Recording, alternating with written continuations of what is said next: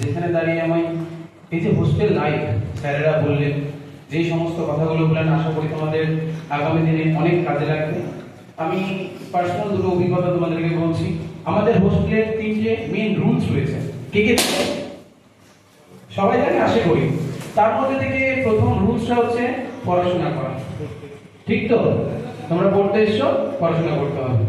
কেউ চাষের বাড়ি, কেউ চাষি, তার ওনার ফ্যামিলি মেম্বার, কেউ দরিদ্র, আর কোনো জায়গা থেকে পীড়িত, সব জায়গায় রোগ আছে। তো তোমাদেরকে চিন্তা ভাবনা করতে হবে, আজকে যে পজিশনে রয়েছে কালকে যেন সেই জায়গায় আমি থাকতে পারি, যেন গর্ব করে বলতে পারি যে আমি এই হোস্টেলে পড়াশোনা করেছিলাম এবং মানুষের মতন মানুষ হতে পেরেছি।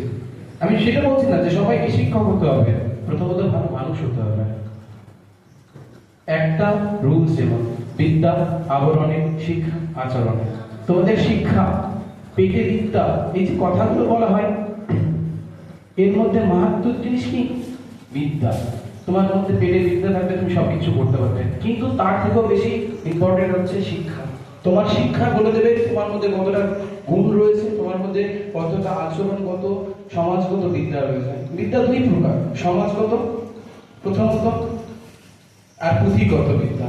তোমরা পুঁথিগত বিদ্যাটাকে হয়তো জোর দিচ্ছ, কিন্তু সমাজগত বিদ্যাটাকেও তোমাকে ততটাই গুরুত্বপূর্ণ, ইম্পর্টেন্ট দিতে হবে, যেন তোমাকে সমাজে চলার পথে এগিয়ে নিয়ে যেতে পারে।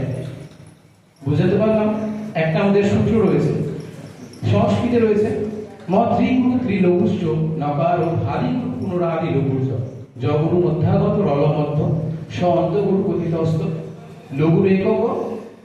এরপরে আমি তোমাকে এইটুকুনে বোঝাতে চাইছি যে আমার সূত্র বলাটা কোনো মিনিং নয়, আমি আসল কথা বলছি। হোস্টেল, যে হোস্টেল বলে পরিচিত করছে, এটা আমার কাছে প্রথমত সেকেন্ড হোম বলে পরিচিত। আমি যে তোমাকে একটা সূত্র কথা বললাম, হোস্টেল প্রথম সূত্র যে তোমাকে জীবনে পথে চলার জন্য সব জায়গাতে অনুপ্রাণিত করবে। তুমি রাস্তা থেকে বাড়ি থেকে বেরিয়েছো, কার সাথে কি কথা বলতে হবে, কিভাবে কথা বলতে হবে, কতটুকু বলতে হবে, সেই জ্ঞান বুদ্ধি যদি না থাকে তাহলে তোমার শিক্ষার কোনো দাম নেই। প্রথমত এটাই তোমাকে বুঝতে হবে, ভালো মানুষ হতে গেলে, ভালো জায়গায় পৌঁছাতে গেলে ভালো আচরণটা রাখতে হবে। রাস্তাঘাটে যাচ্ছ, আমরা হোস্টেলের ছেলে, কোথায় কার সাথে কি করে কথা বলতে হবে, মা ভাই বোন সব জায়গায় বুঝতে হবে। এটাই মাথায় রাখবে, আগামী দিনে পথ চলতে বহু কাজে লাগবে। আজকে তুমি যেখানে দাঁড়িয়েছো, হয়তো আমি বলছিলাম যে সবাই শিক্ষক হবে, আমি বলছিলাম যে সবাই শিক্ষক হবে, কিন্তু তুমি যাই হও না কেন সেখানে প্রকৃত মানুষ হবে। আজকে নয়, কালকে পর্যন্ত এই গুণটা সর্বত্র জায়গায় বিরাজমান থাকবে।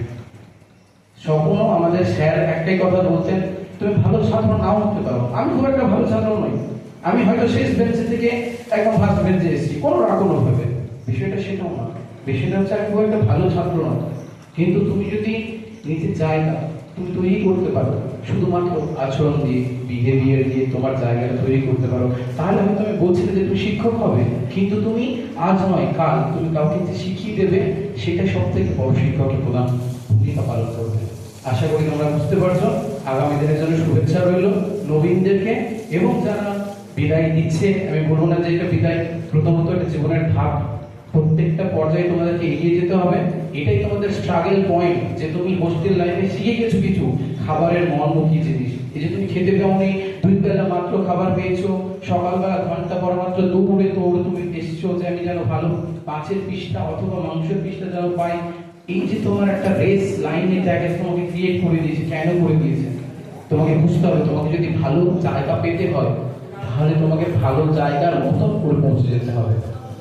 আজকে প্রথমত আমি যে কষ্টের মধ্যে দিয়ে গেছি আমি বলবো না, কারণ এখানে সবাই কষ্টের মধ্যে দিয়ে যায়।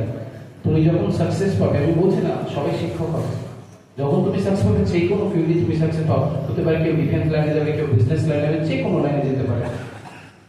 যেমন তুমি সাকসেস হবে না, তোমার সব জায়গা থেকে সব জায়গায় মান থাকবে। আজকে এই কথাটা আমি তোমাদেরকে বললাম, প্রথমত প্রকৃত মানুষ হোক, মা বাবার নাম উজ্জ্বল করার চেষ্টা করো, প্রকৃত মানুষ হওয়ার চেষ্টা করো। সবাই এই বলেই আমার বক্তব্য।